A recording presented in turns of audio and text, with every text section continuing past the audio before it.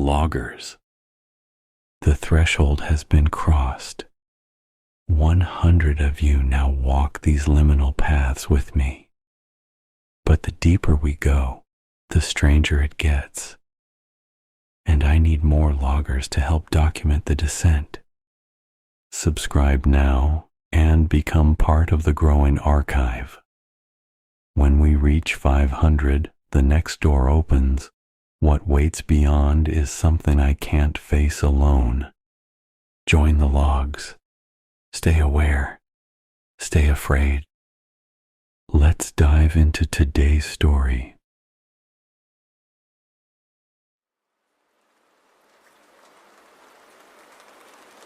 I used to be one of those people who ignored strange noises, pipes groaning, old wiring, drafty windows. No big deal. Every apartment makes noise if you listen long enough. But this wasn't that. Let me back up. I moved into this place about 2 months ago. It's nothing fancy, a small complex in the middle of nowhere, 1 hour outside the city. Just me, a backpack, a mattress, and a job that lets me work remotely.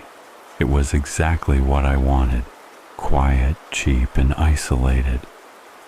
The building's a long L shape, 2 floors, 12 units total.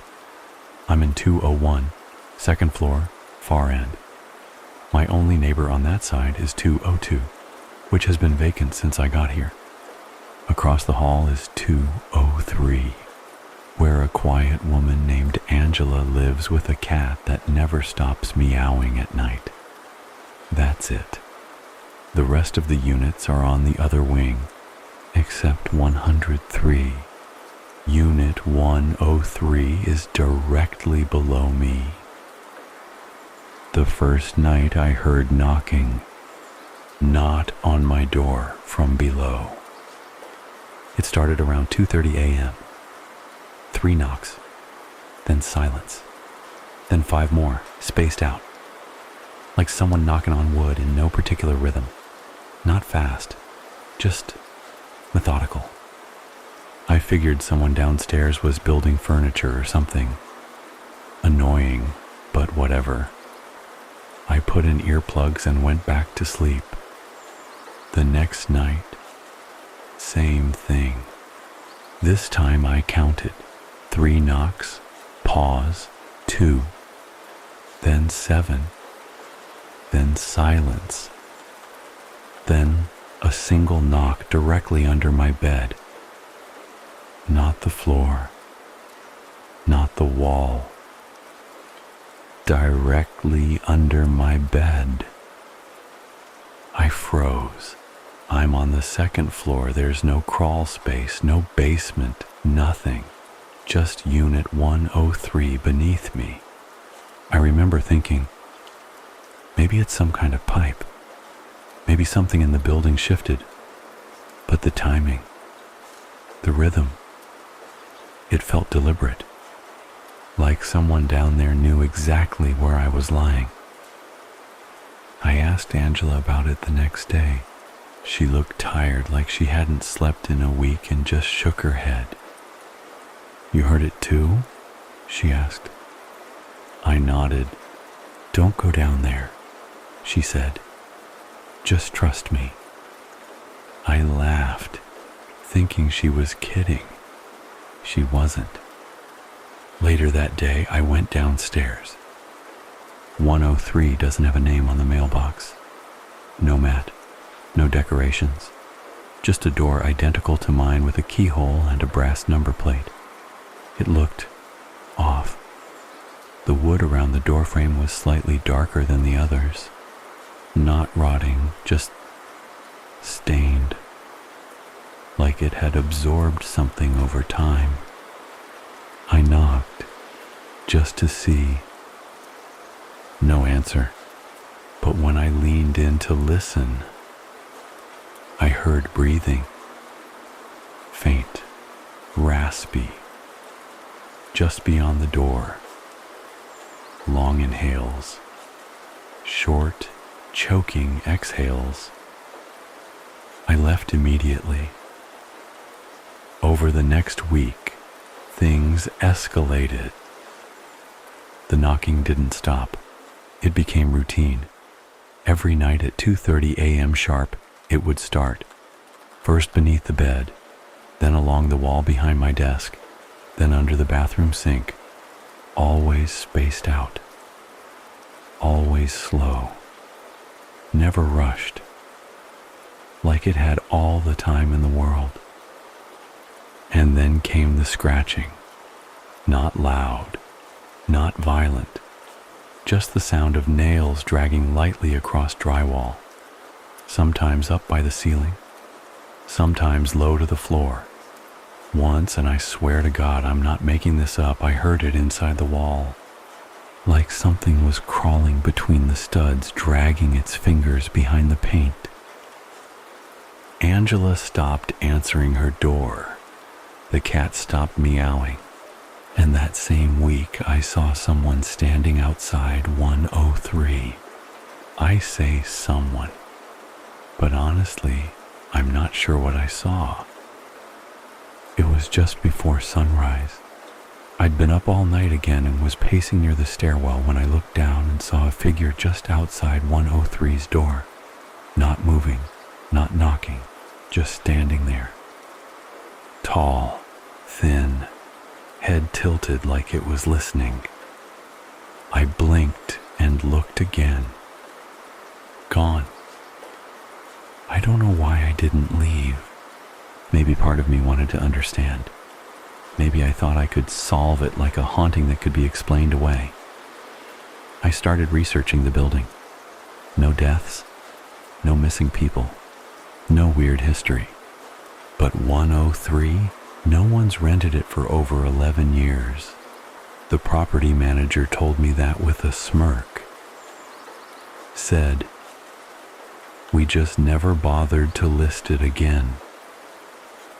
When I asked why, he paused, said something about plumbing issues, then changed the subject. That night, the knocking started at 2:30 a.m. and didn't stop. It kept going. All night. Into the morning. I didn't sleep, just laid in bed listening to the knocks traveling slowly around the apartment beneath me, behind me, above me, like it was trying to find a way in. 2 nights ago, something new happened. It knocked on the inside of my closet door. And when I opened it fast, ready to catch whoever or whatever it was, there was nothing inside. But the clothes were swaying, as if something had moved through them, or stood there, just long enough to leave a cold patch in the air. I don't know what's in 103. I don't know how it got there. I don't even know if it lives there, or if the unit is just where it leaks out from. But it knows me now, and I think it's getting closer. I didn't sleep after the closet incident. Didn't even try. I sat on the floor with every light on, eyes locked on that thin wooden closet door, watching for movement. Listening for that sound, the knock that never came. Whatever had been standing in there wasn't hiding anymore. It was waiting. And I think it wanted me to notice that. I called the property manager again the next morning. Told him I needed to speak to someone about 103, not a pipe issue, not maintenance. I said the word directly this time. Something's living in there. There was silence on the other end for a few seconds. Then he said, "You're not the first person to say that." He wouldn't tell me more. Just that if I wanted to break the lease, he'd let me out without a penalty. No questions asked. That was the only thing he said that actually scared me. Not the noise, not the shadow. The fact that he already had an exit plan ready for me like this happens. Like he was just waiting for my call. I decided to stay one more night. Call me stupid. I needed to see it. I needed to know what it wanted. That evening, I didn't turn the lights on. I didn't put in earplugs. I didn't hide under covers or drown it out with a podcast or a movie. I sat on the edge of my bed and stared at the floor until the clock hit 2:30. And right on time, the knocking started. But it didn't start under the bed this time.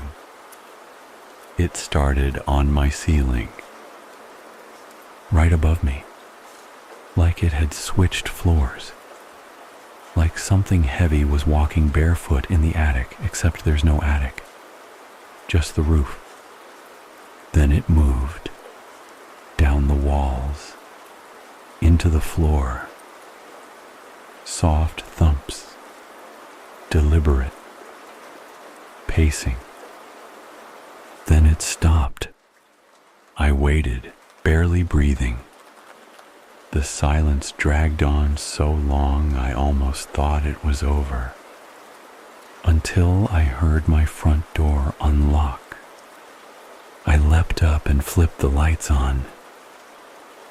The door was still closed, locked, but I swear I heard the deadbolt turn. The knob had a faint smudge on it like it had been gripped by something wet or oily, and the air, it smelled like rust and mold, like something had been inside even if I hadn't seen it. I packed a bag right then, threw whatever I could into it. But as I walked past the mirror near the hallway, I saw something that stopped me cold. Behind me, just for a second. The reflection showed my bedroom door open even though it was closed, and there was a shape standing in the dark on the other side. Tall, too tall, with a head bent at a sharp, unnatural angle, watching me. I left. I didn't even shut the front door. I spent that night in a hotel and never went back. The property manager never called, never asked about my stuff. The lease officially dissolved within 24 hours. No questions, no fees, just silence. A few days later, I got curious. I drove back to the complex just once, just to see. 103's door was open. Not wide, just a crack, like someone had left in a hurry or wanted someone to come in. There was no light inside, no sound, just a narrow sliver of pure black. I stood across the parking lot for a few minutes, trying to work up the nerve. I never crossed that line, and as I turned to go, I could have sworn I saw the door begin to close. Slowly, quietly, as if it had seen me watching and was politely returning the favor. I moved across the state. New place, new building, 3rd floor. No neighbors below me this time. But sometimes just after 2:30 a.m. I still hear knocking, and sometimes it answers.